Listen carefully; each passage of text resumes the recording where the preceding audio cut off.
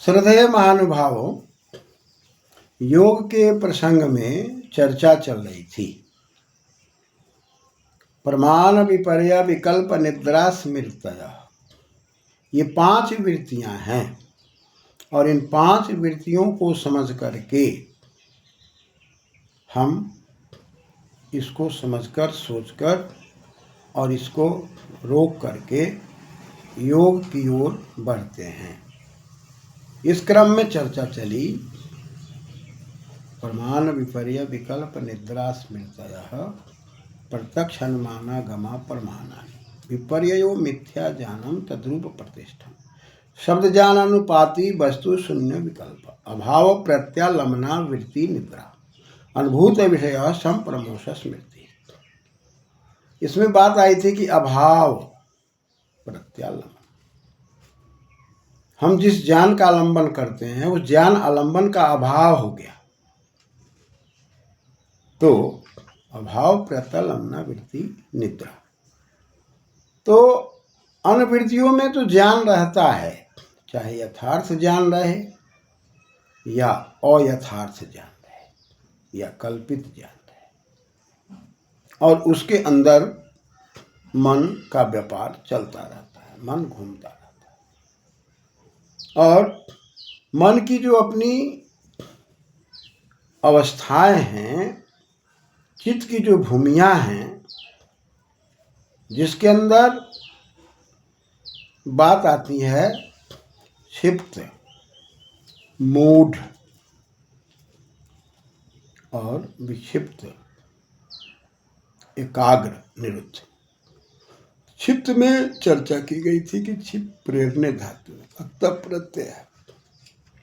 मन के अंदर जो वृत्तियां, जो विचार चलते रहते हैं, जो व्यापार चलते रहते हैं, अच्छे लोगों की संगति में, साधक की संगति में आने के बाद जब उसको प्रेरित किया जाता है तब वह क्षिप्ता अवस्था से आगे बढ़ता है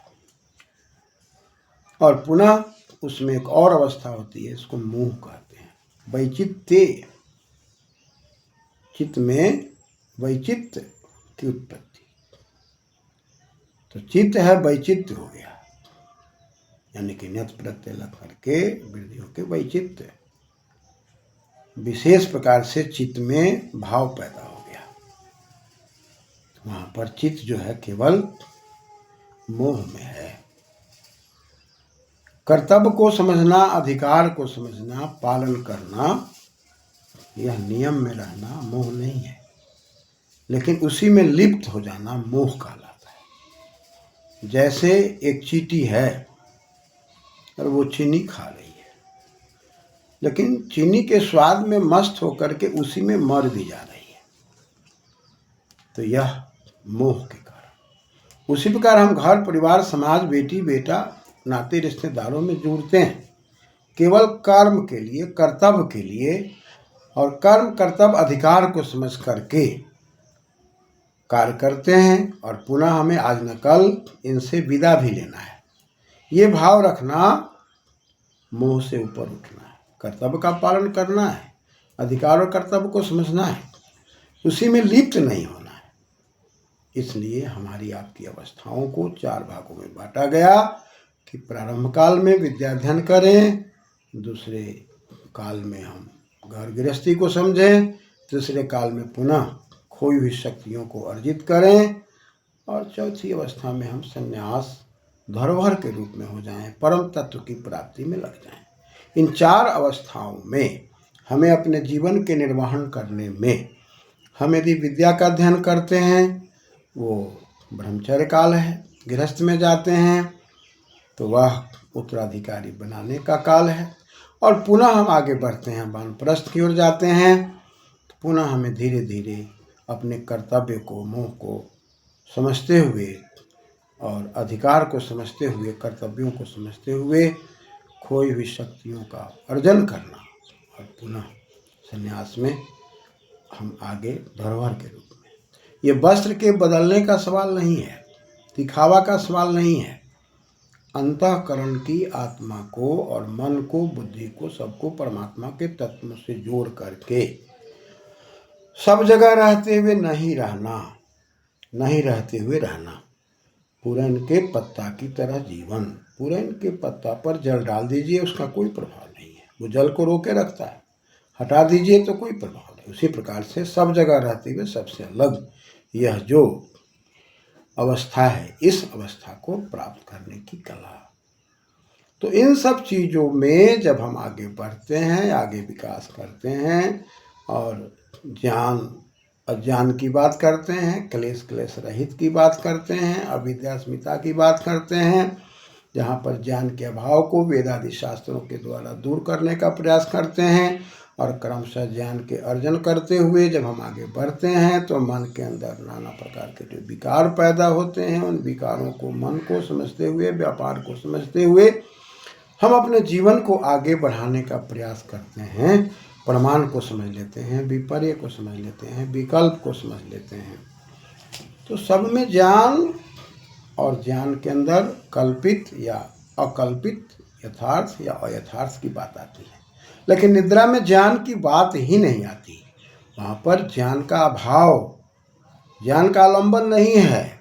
गाढ़ी निद्रा है, सुप्तावस्था है। सुप्तावस्था में, स्वप्नावस्था में तो हम स्वप्न देखते हैं, स्वप्न से भी दुखी हो जाते हैं, शरीर के अंदर भी कहीं ना कहीं भारीपन दिखाई पड़ता है। लेकिन जब गाढ़ी निद्रा की बात आती है तो शरीर हमारा हल्का फुल्का दिखाई पड़ता है और मन के अंदर एक तरोताजगी की बात आती है। वह अवस्था जो है सुप्तावस्था की, वह निद्रा की अवस्था की जो वृत्तियाँ है, इसे भी निरोध की बात कही जाती है, इसको भी समझने की बात कही जाती है। तब हम जा कर के योग के मार्ग में चलते हैं। उसमें एक शब्द आ रहा है अभाव। तो अभाव में बात जब आएगी तो सत्ता है और सत्ता के अभाव की बात आती है। तो इस अभाव की बात को समझने के लिए हम अन्य दर्शनों में यदि जाते हैं, वैशेषिक आदि दर्शनों में जाते हैं, तो उसमें कहता है कि भाई एक यदि अभाव की बात करते हैं तो वह आता है प्राग भाव।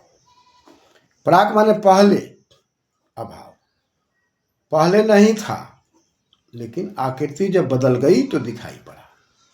मिट्टी देख रहे थे, मिट्टी को देखने से घड़ा नहीं दिख रहा था, लेकिन उस मिट्टी को जब कुम्भकार ने चाक पर घड़ा बनाने की व्यवस्था में लगा दिया तो वह घड़ा दिखाई पड़ गया, घटा।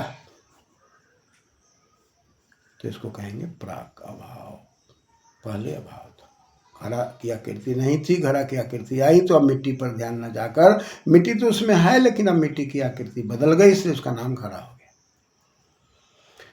पुनः यदि वो घड़ा को फोड़ने की बात आती है, नष्ट होने की बात आती है, तो हम कहेंगे ध्वंस।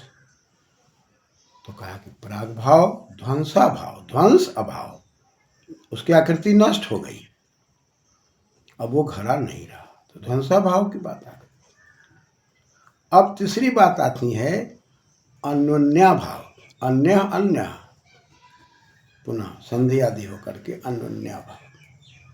दोनों अन्य अन्य हैं, दूसरे हैं, और दूसरों में एक दूसरे का अभाव है। घट है, पट है, घड़ा में पट नहीं है, पट में घड़ा नहीं है। वस्त्र है, वस्त्र में घड़ा नहीं है, और घड़ा में वस्त्र नहीं है। दोनों एक दूसरे के अभाव है, दोनों का गुण अलग अलग है, अतः इसको कहेंगे अन्योन्या भाव।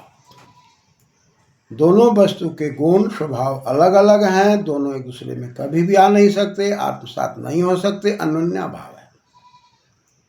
इसी क्रम में आगे यदि हम बढ़ते हैं तब बात आती है अत्यंता भाव। यह अत्यंता भाव की बात यहाँ आएगी। अभाव प्रत्यालंबना वृत्ति निद्रा में बात आएगी कि वह अत्यंत अभाव की बात है, यानी कि ज्ञान है ही नहीं, तो निद्रा की बात आ गई। दूसरी विकल्प में यदि हम बात करते हैं तो वहाँ पर शब्द तो है, वस्तु नहीं है, अत्यंता भाव है। जैसे हम कहते हैं खपुष्प, आकाश का फूल, आकाश का फूल होता ही नहीं, तो ये अत्यंता भाव है। इसमें भाव होने का सवाल ही नहीं, अभाव है। कभी भी आकाश के फूल नहीं हो सकते, मनुष्य के सिंह नहीं हो सकते, तो इसको कहते हैं अत्यंता भाव। तो वही प्रसंग चल रहा है कि विकल्प के अंदर मिथ्या ज्ञान होता है, भाव नहीं रहता, अभाव रहता है, और उसी अभाव में जब ज्ञान की बात आती है और ज्ञान से जब अज्ञान की बात आती है, तो ज्ञान अज्ञान की बात छोड़िए, निद्रा के अंदर यथार्थ और यथार्थ दोनों की कोई बात ही नहीं रहती। गूढ़ निद्रा, गाढ़ी निद्रा, गूढ़ भाव। तो ऐसी परिस्थिति में हमारा मन तरोताजा हो जाता है, पुनः हम कार्यों में लग जाते हैं, योग की क्रियाओं में लग जाते हैं। निद्रा भी एक आवश्यक है, लेकिन उसकी भी सीमा है, मर्यादा है। मर्यादा के अंदर रहते हैं तो ठीक है, और ज़्यादा से ज़्यादा निद्रा भी ठीक नहीं, कम निद्रा भी ठीक नहीं। स्वास्थ्य को बढ़िया स्वस्थ बनाए रखने के लिए निद्रा की मात्रा आयुर्वेद के दृष्टिकोण से निर्णय लेकर के ठीक रखना आवश्यक है। तो इन बातों को समझते हुए, अभाव को समझते हुए, और संसर्गाभाव यानी कि उसका कभी संसर्ग हुआ ही नहीं। गृहे घटो नास्ति, घर में खड़ा है ही नहीं, कभी आया ही नहीं, संसर्ग ही नहीं हुआ, तो संसर्गाभाव। लेकिन अत्यंता भाव में यानी कि ज्ञान है ही नहीं, गाढ़ी निद्रा की बात है। शब्द की बात कही जा रही है लेकिन वस्तु नहीं तो विकल्प, लेकिन वहाँ शब्द की भी चर्चा नहीं है, और अभाव ही अभाव है, यानी कि ज्ञान है ही नहीं, गाढ़ी निद्रा। उसके बाद इसके अंदर जो बात आती है उसमें एक बात आती है अनुभव को। तो अनुभव प्रत्यालंबना वृत्ति की बात आती है कि जो हमारा अनुभव है वो आलंबन में है। अभाव प्रत्यालंबना की बात आती है, वहाँ अनुभव प्रत्यालंबना की बात नहीं आती। लेकिन जब आगे आते हैं तो अनुभव की बात आएगी और उसमें याद रह जाएगी बात। अनुभूत विषया संप्रमोष स्मृति, अनुभूत विषय संप्रमोष स्मृति, ये 5 वृत्तियों में स्मृति जो है अंतिम वृत्ति है। स्मृति में स्मृति चिंतन धातु, अंतिम प्रत्यय। हम चिंतन करते रहते हैं, विचार करते रहते हैं, वो विचार हटता ही नहीं है। कौन विचार नहीं हटता? अनुभूत। अनु माने पहचान, भूत माने भू माने हो ना, अक्ता प्रत्यय। जो हमारे अंदर में जो हो रहा है, बाद में जो कुछ भी हमने देखा, जो कुछ भी समझा, उसमें जो ज्ञान की प्राप्ति हुई, उसका जो अनुभव हुआ, उसमें ज्ञान की प्रधानता रही। लेकिन स्मृति मंडल में, याद मंडल में एक बात रह जाती है जिसको हम भूल नहीं पाते। असंप्रमोष, एक होता है प्रमोष, प्रमाण परखर, मूस अस्तेय, यानी कि जहाँ पर हम मूस करते हैं यानी कि छुपाते हैं, लेकिन वो छुप नहीं पाता, भूल नहीं पाता, तो असंप्रमोष हो गया। यानी कि उस बात से हम हट ही नहीं पाते, बार बार प्रयास करते हैं वह जो घटना घटी थी, वह जो बात हुई थी, उसको हम भूल जाएं, भूल करके फिर से नए तरीके से जीवन यापन करें। लेकिन ऐसा होता नहीं है, बार बार हम सदमा में चले जाते हैं, बार बार दुख में चले जाते हैं, बार बार विषय में चले जाते हैं। अनुभूत विषय, विषय सिया बंधन धातु से अच प्रत्यय लग के सी को से को अय, अच लग करके विषय बना हुआ है, बी उपसर्ग है, बंधन है। बार बार हमको बाध करके स्मृति उसमें ले जाता है, और स्मृति के अंदर, चिंतन मनन के अंदर विषय की प्रधानता हो जाती है, और अनुभव के अंदर ज्ञान की प्रधानता हो जाती है। अतः ज्ञान की प्रधानता को समझकर, विषय की प्रधानता को समझकर भुलाने की बात आनी चाहिए। जो हम नहीं भुला पाते वो स्मृति है। कोई ना कोई घटना हमारे जीवन में घटी है, जब भी हम ध्यान में जाते हैं, योग में जाते हैं, चिंतन में जाते हैं, प्राणायाम में जाते हैं, वो घटनाएं याद आती रहती है।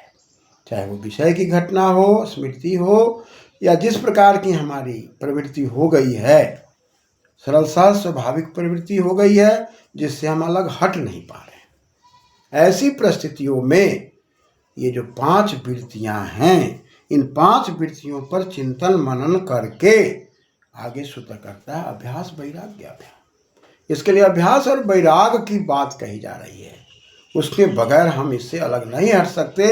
अतः पराया संसार में हम सब इन 5 वृत्तियों के कारण आगे नहीं बढ़ पाते।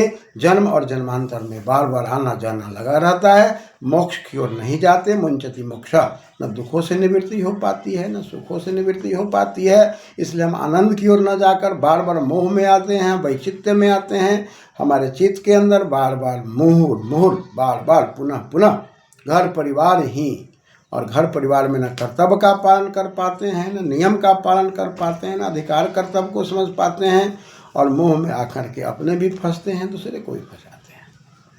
अतः इन चीज़ों से ऊपर उठने के लिए ये 5 वृत्तियाँ और 5 वृत्तियों से ऊपर उठकर परम तत्व की ओर, आनंद की ओर, और आनंद की ओर रहते हुए घर परिवार को संभालना, ये सबसे उत्तम प्रक्रिया है। इस ओर दर्शनकार का संकेत है। धन्यवाद।